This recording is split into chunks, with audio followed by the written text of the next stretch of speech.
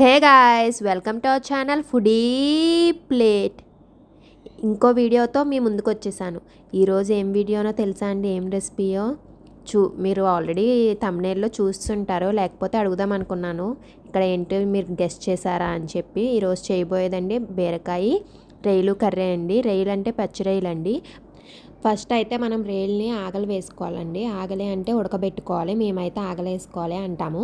First అయితే రొయ్యల్ని బాగా wash చేసేసుకుని స్టవ్ మీద గిన్నె పెట్టుకుని దాంట్లో కొంచెం ఆయిల్, వాష్ చేసుకున్న రొయ్యలు, ఉప్పు, కారం, పసుపు వేసుకుని ఉడకబెట్టుకోవాలండి. దాంట్లో వచ్చే వాటర్ మొత్తం ఇంకిపోయే వరకు ఉడకబెట్టుకోవాలి. వాటర్ తక్కువ వస్తే ఓకే, అది ఎక్కువ వస్తే కనుక కొంచెం వాటర్ తీసేసుకొని ఉడకబెట్టేసుకోండి. ఈ ఉడకబెట్టిన రొయ్యలు మనం ఫ్రిడ్జ్లో కూడా స్టోర్ చేసుకోవచ్చండి. డీప్ ఫ్రిడ్జ్లో పెట్టేసుకుంటే మనకి కొన్ని డేస్ దాకా అలాగే ఉంటాయి.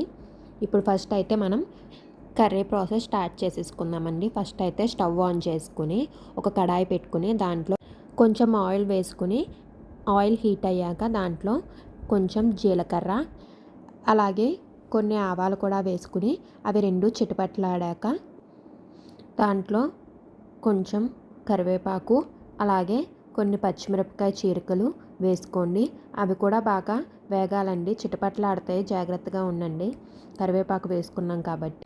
ఏంటి పచ్చిమిరపకాయలు రెడ్గా ఉన్నాయి అనుకోకండి, అవి కొంచెం పండిపోయిన పచ్చిమిరపకాయలు అండి. ప్రస్తుతానికి ఇంట్లో అవే ఉన్నాయి కాబట్టి అవే యూజ్ చేసామండి.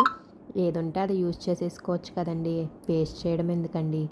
సో గ్రీన్ కలర్వి లేవని చెప్పి పండిపోయిన పచ్చిమిరపకాయలు వేసేసానండి.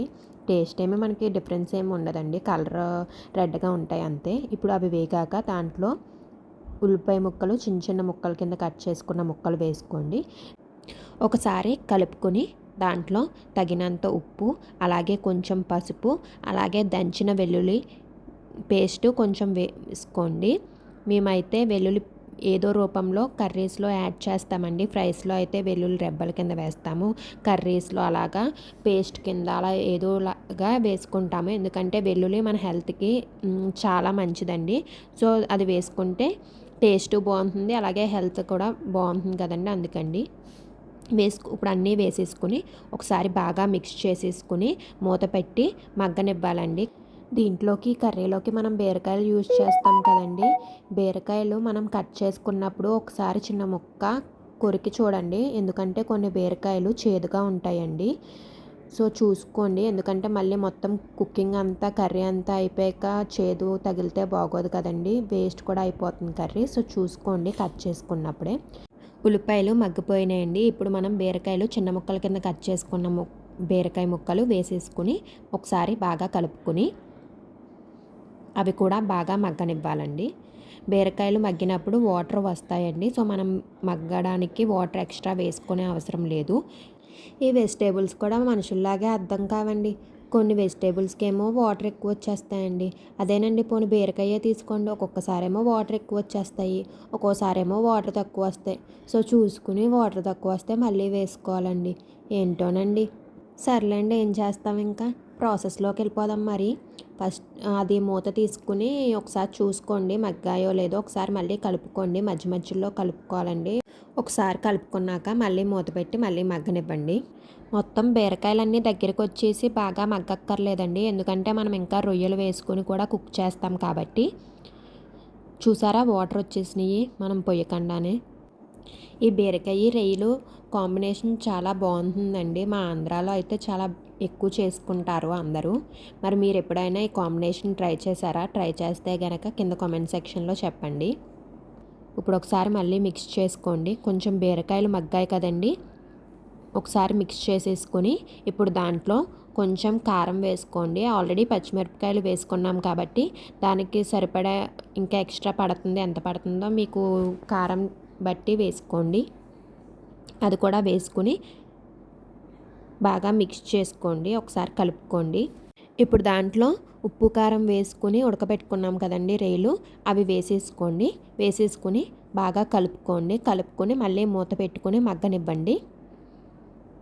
ఈ కర్రీకి అయితే మనం పచ్చిరొయ్యలు వాడుతున్నాం, కానీ బీరకాయ ఎండ్రాయిల్ కాంబినేషన్ కూడా హిట్ కాంబినేషన్ అంటారండి.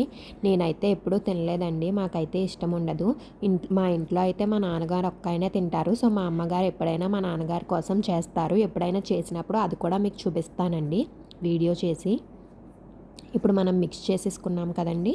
ఇప్పుడు మూత పెట్టి కొంచెం సేపు మగ్గనివ్వండి. ఇంకా వాటర్ వస్తాయండి, ఎందుకంటే బీరకాయలు ఇంకా మనకి ఫుల్గా కుక్ అవ్వలేదు కాబట్టి. ఇప్పుడు కొంచెం కుక్ అయ్యాక దాంట్లో ఒక 1/2 టేబుల్ స్పూన్ గరం మసాలా వేసుకోండి. గరం మసాలా వేసుకున్నాక బాగా మిక్స్ చేసుకుని మళ్ళీ కుక్ అవ్వనివ్వండి. ఇది కుక్ అవ్వడానికి కొంచెం టైం పడుతుందండి, ఎందుకంటే వాటర్ వస్తాయి కదండి, ఆ వాటర్ అంతా మనకి ఇంకిపోవాలి. సో ఒకసారి మిక్స్ చేసేసుకొని మళ్ళీ మూత పెట్టి మగ్గనివ్వండి. మధ్యలో ఒకసారి తీసుకుని మూత కలుపుకుంటూ ఉండండి.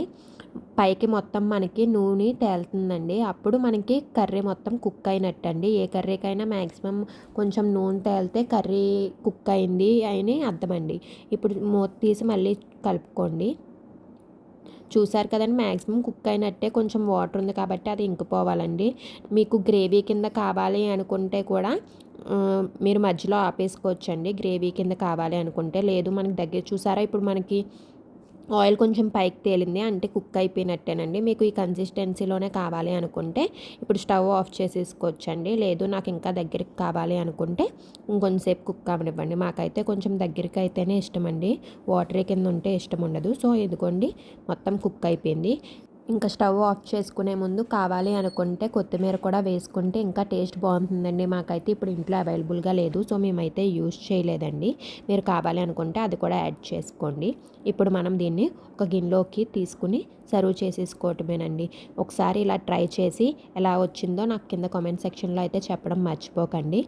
ఈ కర్రీ రైస్లోకి అయితే చాలా టేస్టీగా ఉంటుందండి. ఈ వీడియో కనుక మీకు నచ్చినట్లయితే లైక్ చేయండి, షేర్ చేయండి, అలాగే కామెంట్ చేయండి. ఏంటండి మా ఛానల్ ఇంకా సబ్స్క్రైబ్ చేసుకోలేదు, సబ్స్క్రైబ్ చేసుకొని వాళ్ళు వెంటనే వెళ్ళి సబ్స్క్రైబ్ చేసుకుని పక్కన బెల్ ఐకాన్ క్లిక్ చేసుకుని ఆల్ అని పెట్టుకోవడం మర్చిపోకండి. Thank you for watching. See you in the next video with a new recipe.